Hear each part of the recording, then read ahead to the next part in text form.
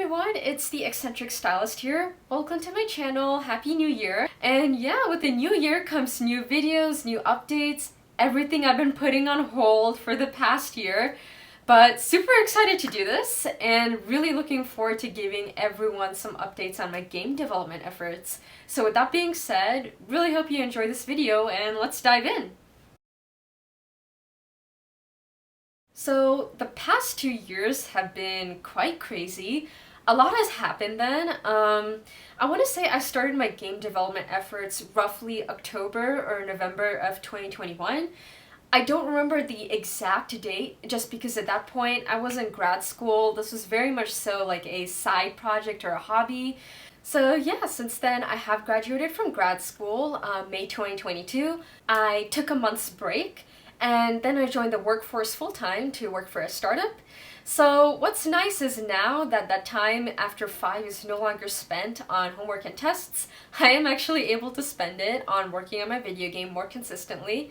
As such, I have been able to make a lot of progress on the mechanics, the art, the storyline, the design document, and everything that just entails an indie game.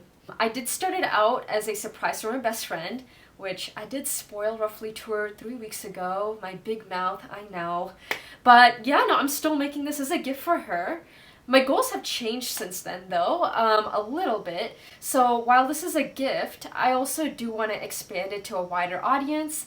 So I was considering publishing on Steam or potentially itch if I do get the chance and if I'm able to finish this project.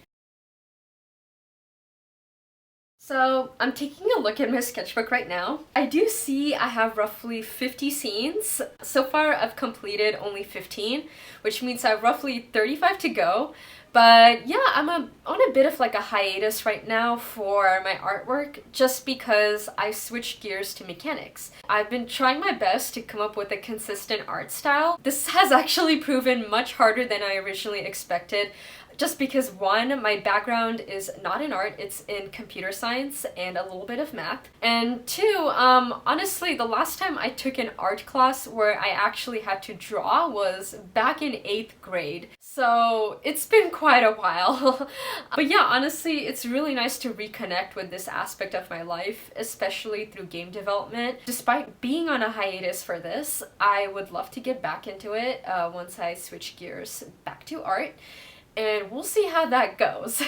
At one point, I was really tempted to create a diffusion or a GAN model, just pulling from my experience with deep learning in college. But then I realized that despite me training a model like this purely on my own artwork, yes, it could replicate my style, but it wouldn't be able to replicate the vision or the concepts I had in mind. Especially because I'm making this for my best friend. I do want to have references to the city that we both grew up in, along with some Easter eggs just hidden around here and there that everyone could potentially get. But honestly, who knows the future? I might be pleasantly surprised with the results that they give, but I do prefer just to focus my efforts on creating visions and concepts. And if I do struggle at any point, I would just hope more so to improve my own skills as an artist at this point. So music is a bit of a tricky one for me. Growing up, I did play the piano, but I quit around my sophomore year of high school, so it's been 7 years since I've actually touched the piano. Okay, wait, no, maybe that's a lie. I did try a little bit in college, but then I just think I lost interest again. However, now I gained my interest back. The issue is I don't necessarily have a strong background in music theory. So originally I did look into an external tool called Ava, which a lot of other indie game devs recommended. And honestly, I was actually pleasantly surprised. A lot of the music that I did generate with this was pretty melodious and went well with my game. But at the end, I decided that I only want to keep 4 or 5 of these because I do want to still have a personal touch, like with my art. So since then, I've actually been composing music in GarageBand. I used my experience from playing the piano growing up and surprisingly, a lot of it has actually translated into the pieces that I'm creating. I really hope that I'm able to get to a point where I can improve my music composition skills, so any feedback on the videos that I hope to post in the future would be highly appreciated. So yeah, just feel free to give me any feedback.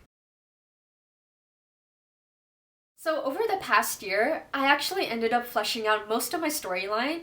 I want to say I was able to identify and pinpoint a lot of my plot holes, but obviously nothing is perfect, so I do have to revisit it again. While a lot of it has stayed the same in terms of themes, a lot of it has also changed.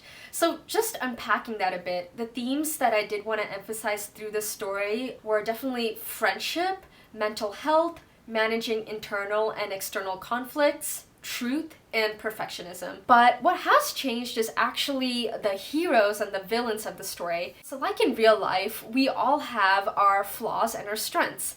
And based on different circumstances that we're put in, these come out. So like that, I didn't necessarily want to have a clear-cut hero or villain in the story. And although the player will be finding out who was wreaking havoc in the city, I did want to give the player the option to either forgive this person or not forgive them based on hearing them out. So that's the update on my story. I might be going further into this in a separate video, so keep your eyes peeled. But yeah, moving on. And finally, the mechanics. So I've been using Adventure Creator for this game just because I am creating a point-and-click style game. And I honestly, hands down, highly recommend this plugin for anyone who is in the point-and-click kind of genre, just because it has a lot of built-in functionality, a lot of cool resources, and honestly, I want to give a huge shout out to Chris, who's been helping me so much on the Adventure Creator forum. So thank you so much, I really do appreciate your help. And apart from that, I have been using a fair amount of custom scripting as well, especially for my inventory items and also some fair amount of dialogue. One thing that I really did want to implement was a hint system, and I finally got into that. If you use the caller that the player has, you are actually able to call Celestina, your best friend in the game, and she's able to give you hints on puzzles as you go through them. I will definitely post more videos. I'm really looking forward to honestly being more consistent with this channel. But yeah, with that being said, thank you so much for watching and hope to see you soon.